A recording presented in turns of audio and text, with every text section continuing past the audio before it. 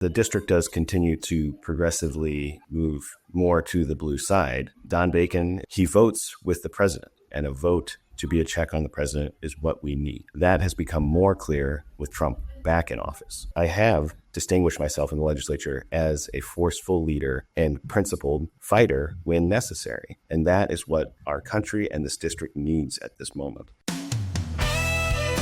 Educate, inform, inspire. The Dan Parsons Show, a podcast that lifts up instead of tearing down. Hey, thanks for tuning in to the Dan Parsons Show. I am your host, Dan Parsons. Hey, coming up on today's show, Nebraska State Senator John Cavanaugh, who recently announced he's running for Congressional District 2. Yep, the Blue Dot District in and around Omaha, currently occupied by Congressman Don Bacon. But before I introduce the senator, a shout out to one of our fans on YouTube. At A Armstrong NE325 commented on our recent episode with Dr. Bob Ronner on measles and RFK Jr. Allison wrote, "Dr. Ronner is a gift to our state. Thank you for having him on." Hey, I couldn't agree more, Allison. We're very fortunate to have Dr. Bob's medical expertise, and I'm sure we'll have him on again soon. And if you've not seen that episode, hop on over to our YouTube page and check it out. Okay, here's my interview with the Nebraska State Senator and candidate for Congress, John Cavanaugh. Enjoy. Well, it is my pleasure to welcome for his very first appearance on the Dan Parsons Show, Nebraska State Senator John Cavanaugh. Senator, welcome aboard.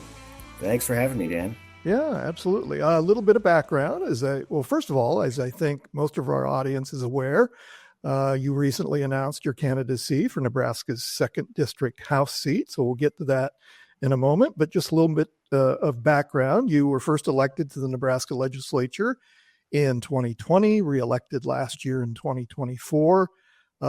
Interesting, your father also served in not only the Nebraska legislature, but also served in Congress, the very same seat that you're vying for. And again, I think most of our audience knows that your sister, Michaela Cavanaugh, is also a Nebraska State Senator. So that's a pretty interesting dynamic with the family. Yeah, there's a lot of us.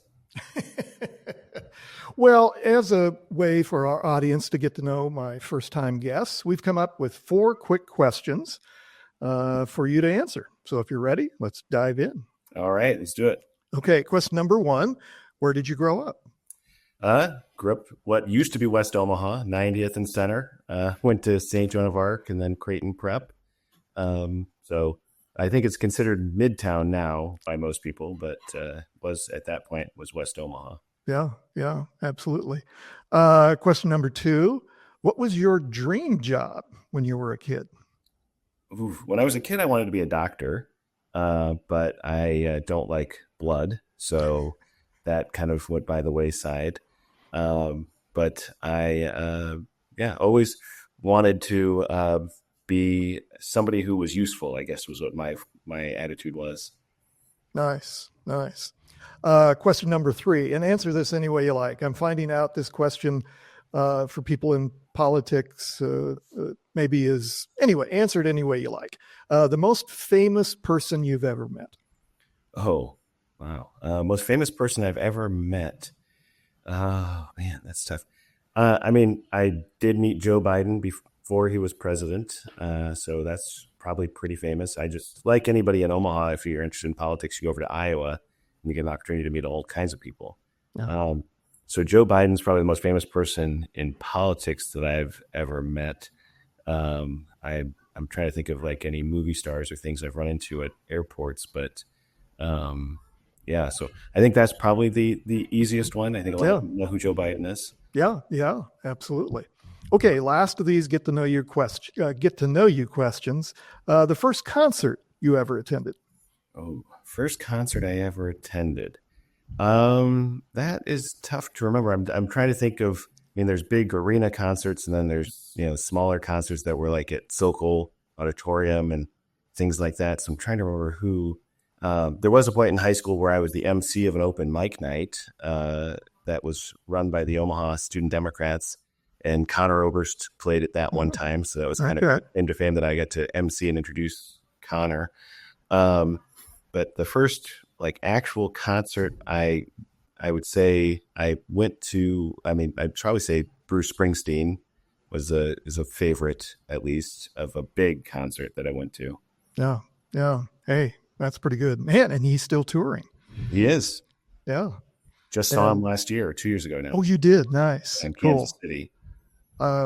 It's been on my bucket list, but I haven't seen the boss yet. So, and I love that he's not bashful about his reacting to political events in our nation. So I respect that. So, all right. Well, let's get into the meat of this, Senator.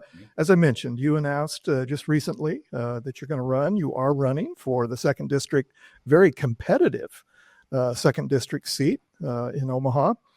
And so what motivates you to want to serve in Congress? Well, motivates me is that I think that if you have the ability to do good and have the skills, that we have an obligation to serve our community in whatever way that your talents lend themselves to. And I think with my experience, both being a public defender and then serving in the legislature and my track record in the legislature, I have the skills that are necessary in this moment in Congress. You know, the country is in chaos. The president is the perpetrator of chaos, and Congress is not a check on that. And so we need people who have experience being forceful, being tactical, being principled, and fighting against those things. And that is what I've demonstrated I can do in the legislature. And so when the next Congress is elected, it needs to be a check on this president. And so we need somebody who comes in ready to hit the ground running, doing those things. And so I have that ability. And so I think this is the time we need somebody like me with that skill set. Yeah. Yeah. Because it is a very competitive seat, has been for many years now. The nonpartisan Cook Political Report continues to rate CD2 as a Republican toss-up. Of course, 2nd District voted for Kamala Harris in 2024, Joe Biden in 2020, and then after voting for Trump in 2016 and Mitt Romney in 2012, it switched and voted for Harris and Biden the following years. It then backed, as you mentioned, then U.S. Senator Barack Obama in 2008.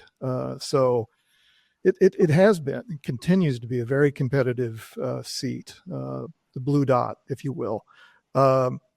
And Congressman Bacon has fended off Democrats in close races 5 times in previous years, and bucked the blue dot voting trend the past 2 presidential elections.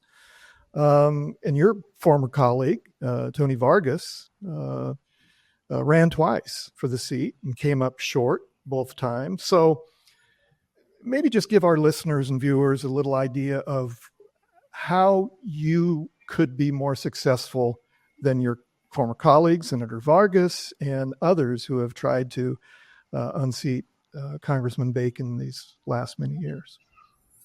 Well, yeah, I mean, I think your history is accurate. The district does continue to progressively move more to the blue side and in all of those elections. I think that there's a number of reasons why I'm going to be successful. One of them is the moment that there's just a much more need for someone to be a check on President Trump. And Don Bacon is a good guy who served this country honorably in military and in Congress, but he votes with the president, and he does speak out from time to time, but the votes are the things that are most important, and a vote to be a check on the president is what we need. And so that has become more clear with Trump back in office. And so I think that the district is hungry for that actual representation and not just the talking points. But I'm different from the people who've run previously in a number of ways. One of them is, as I told you earlier, I grew up in Omaha. I went to grade school, high school, had my first job, my second job, my third job. We're all in Omaha. I am a fifth generation Nebraskan, and I have distinguished myself in the legislature as a forceful leader and principled fighter when necessary. And that is what our country and this district needs at this moment, is someone who is going to stand up and fight when we need that. You mentioned your record in the legislature. I just saw a tweet a little while ago, post, whatever the hell we're calling those now on X, from the congressman. And something to the effect, I don't have it pulled up here, but something to the effect that if people don't think that the Republicans are going to hold Senator Cavanaugh's record against him, his liberal record in the Nebraska legislature, then they're kidding themselves. So anyway, apparently the campaign has already begun, at least on Twitter or X. And so anyway, what about that perceived strategy that the congressman is apparently putting out there, that your record in the Nebraska legislature is, I guess I would say from his comments, that your record is not representative of what the people in the second district want? Well, Congressman Bacon voted to cut Medicaid, and I voted to cut taxes on diapers. So I think that my record is more representative of what working people want and need. I've stood up against tax increases on food and small businesses, and Congressman Bacon has voted to cut Medicaid, to cut access to Social Security, has cut, but made veterans benefits harder to get access to by supporting President Trump. So if people want to compare records and how they affect people's lives, I'm happy to do that.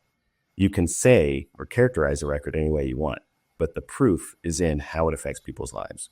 And I'm proud of my record of standing up for working people, making things in real life more affordable, while Congressman Bacon has sided with Trump to cut benefits for working people, to give billionaires tax cuts. Yeah. You had mentioned a moment ago about the electorate is hungry for, I'm paraphrasing, the electorate is hungry to cast a vote in reaction to President Trump. And we saw that. We saw that not only here in Lincoln in the race for the city council and school district, but also in Omaha with the mayor's race. And I think a lot of people were maybe not shocked that Mayor Stothert was defeated by John Ewing, but I think a lot of us were shocked at the margin. And so, again, a lot of people are attributing that to, this is the first time that people have had an opportunity to voice their opinion at the ballot box since we reelected President Trump last year back to the White House. So, but the district has kind of been, this blue dot paradox. We keep electing Republicans to CD2, but the district has gone blue in the presidential elections recently. So anyway, how do you analyze that back and forth between the two political parties, between local races and federal races? Well, the first thing is the people of the second district are the most thoughtful voters in the country. They look at people and they're voting based off of the individual and not on partisan label. And I think that's something that every congressional district should aspire to. If we had that across the country, we'd have a much more representative democracy and a much more functioning government. But what the answer is that, there's a number of political issues. Why John Ewing beat Mayor Stothert had to do with Mayor Stothert's record there, had to do with the aspect of being hungry for change. But John Ewing ran a good campaign, got more people to turn out and vote for him. And that is important. You have to connect with the voters about the things that matter to them. And John Ewing did that. And that's what the congressional campaign is about. It's about connecting with people, meeting them where they're at, speaking to them about issues that matter to them. And right now, people want a congressperson who is not just going to go on national news and say that they disagree with Trump. They want a congressperson who is going to, when they get into Congress, vote in ways that hold Trump accountable and that actually reflect the economic conditions that are affecting people's lives. You alluded to it a moment ago, but what are some of the issues that are going to be most important in this campaign? Well, there's obviously, as I just talked about, economic issues.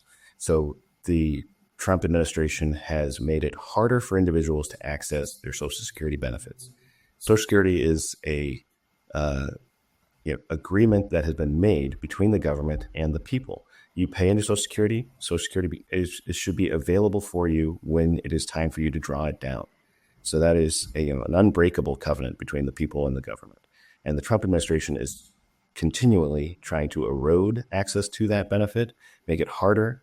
The phone wait times are long. It's hard to go in person. And so if you have a problem, if your Social Security check doesn't show up, you're going to have a real problem. We need to make sure that, one, we are making it actually accessible, but two, that the benefits are going to be guaranteed, that the trust fund is stable and secure, and that people are actually getting the money that they deserve. And that's one basic economic tenet. Medicaid is another one, access to health care. The bill that was just passed by the House and is now gone on to the Senate will kick, the CBO, I think, says that it'll kick 11 million people off of health insurance. Health insurance, we have under Obamacare, made so much progress in getting so many more people insured, making lives better. Access to health care is the type of thing that can make your life so much more difficult if you don't have health insurance. Harder to get into a doctor, get care, makes it so it's harder to work, harder to take care of your family, harder to save for the future, all those sorts of things. So the economic policy that will actually allow working people to save for their future, buy a house, save for their kids' college, save for retirement, and then have a stable, safe life in retirement is incredibly important. And the policies being put forward in the bill that Congressman Bacon voted for undermine all of those things, and it does it in the interest of giving tax cuts to billionaires. And by the way, it explodes the deficit. And so all of those things are really important. There's so many more issues. I could keep going, but no, that's all right. No, we've got time. Whatever you like. But just maybe pause for a moment on the deficit. I'll take, because it's my show, I can do editorialize for a moment. I grew up a Reagan Republican. I'm old enough to remember when Republicans really cared about the deficit, and we seem to have lost that for both parties, frankly. And but certainly, the party that I grew up with, as deficit, being concerned about what the deficit would do, we've lost that. So anyway, I don't know if you want to comment on that. But. No, I agree. I mean, the last person to pass a balanced budget was Bill Clinton in the 1990s. We have totally lost the perspective of trying to control federal spending, and that's exactly what the bill, the big beautiful bill as they call it, does. Is it ignores the deficit and explodes it, but it doesn't explode it in the interest of providing services or shoring up Social Security, making sure that veterans actually get access to their health care that we owe them as well. It does it in the interest of tax cuts for billionaires. That's why the deficit is exploding. And that is a huge problem in the economic policy of this country, is that we are cutting off access to services that help lift people, working class, middle class people, make their lives better. We are cutting all of that to give tax cuts to billionaires, but we're also exploding the deficit to get tax cuts to billionaires. And that is wrong, and we should not be doing that. Yeah. Well, we've talked about the potential matchup with you and the congressman. Let's talk a little bit about the primary. Denise Powell, the former director of the PAC Women Who Run, recently announced her candidacy for CD2. Any thoughts on how you'll differentiate yourself with what appears to be the matchup so far in the Democratic primary for CD2, yourself and Denise Powell? Well, I've heard other people as well, but Denise, I know Denise, she's a nice person. And I differentiate myself the same way that I've talked about earlier, but one is my deep roots in the community and connection to Omaha and C2 overall, but also my record in the legislature. My service in the legislature has been, I think, something that people will really be able to point to as what we need in Congress. I have been a leader in the legislature, both in passing positive legislation that affects people's lives. As I alluded to, I passed the tax repeal on diapers, but I also fought many times against tax increases on working families and on food. And in this time where everybody feels the pinch at the grocery store, it is truly important that we not make it more expensive for people to feed their families. And in the legislature, I was the leader opposing those bills that were brought on behalf of the governor to increase taxes on food so that he could give tax cuts to wealthy out-of-state landowners. And so that strong record of standing up successfully and fighting for working families is something that differentiates me from anybody else that is in this race on either side. Yeah. Back to Congressman Bacon for a moment. As you mentioned, he's kind of had this hot-cold relationship with President Trump. But maybe your reaction in a recent quote from Congressman Bacon in the Nebraska Examiner. He said, "I personally like John, but his left-wing voting record will sink him in his run for Congress." He goes on to say, his voting record is indistinguishable from State Senator Megan Hunt and his sister. It will be a huge buffet for those who don't want far-left policies. Your reaction? Well, I personally like Congressman Bacon, but his voting record on cutting Medicaid and cutting access to Social Security is going to sink him. He can, again, say clever things on television. He can talk to the New York Times about how he's going to stand up to President Trump, but the proof is in the votes. And he has consistently been a vote for President Trump's chaotic agenda. And that is actually hurting Nebraska families. So that's what will sink him. And if you think cutting taxes on diapers and standing up to tax increases on groceries is out of touch, then you're the one who's out of touch. Yeah, thanks. Begin to wrap up here. I just wanted to give you an opportunity to talk about the legislative session that just ended last week. I think a lot of the conversations I've had with the guests over the past, and we didn't cover the legislature a lot, but when we did, we talked about the Republican senators ignoring the will of the people in ballot measures. And so anyway, I don't know if you have had any comments on that or just your overall thoughts of the session that wrapped up. Yeah, well, I spent a lot of my time fighting to implement the medical cannabis ballot initiative that over 70% of Nebraskans voted for, and trying to ensure that not only medical cannabis is currently legal, that's clear. If you have a doctor's note, doctor's recommendation, and you possess less than 5 ounces of cannabis, that is currently legal.